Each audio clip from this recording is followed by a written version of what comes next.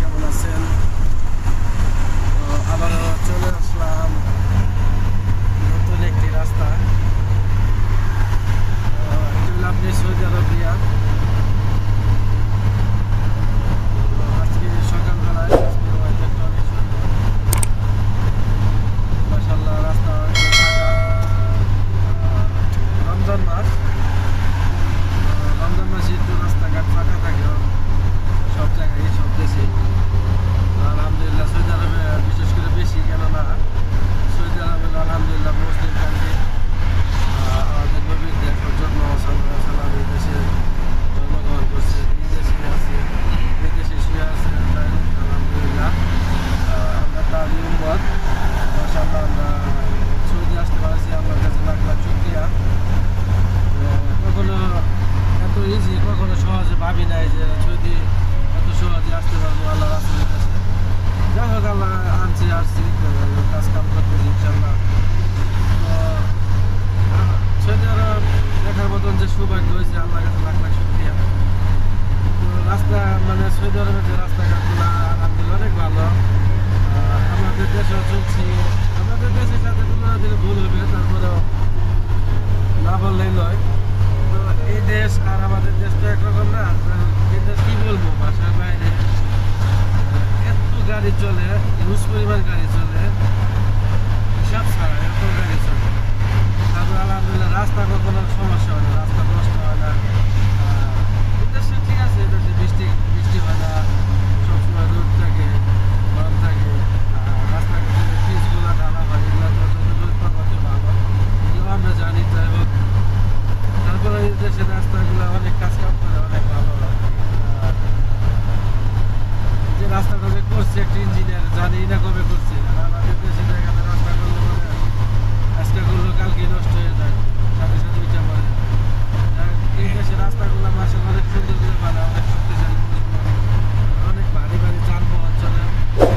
এই দেশে এখন আমি যে টাইমে ভিডিওটা করতেছি, এই টাইমে বড় গাড়ি ভিতরে প্রবেশ করে বেশি, এই জন্য আর কি বড় গাড়ি নাই, সব ছোট গাড়ি।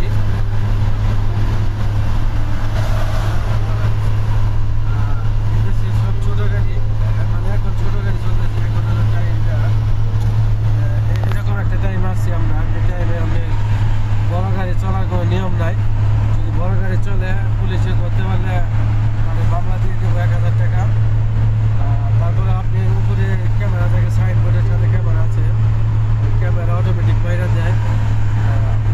টাইম আসলো মানে টাইম আছে একটা, রাত্রে 2টার পরে 6টা পর্যন্ত গাড়ি চলে, 6টার পরে আপনার নিষেধ, যে মেন রোডে শহরের রাস্তায় আসা যাবে না।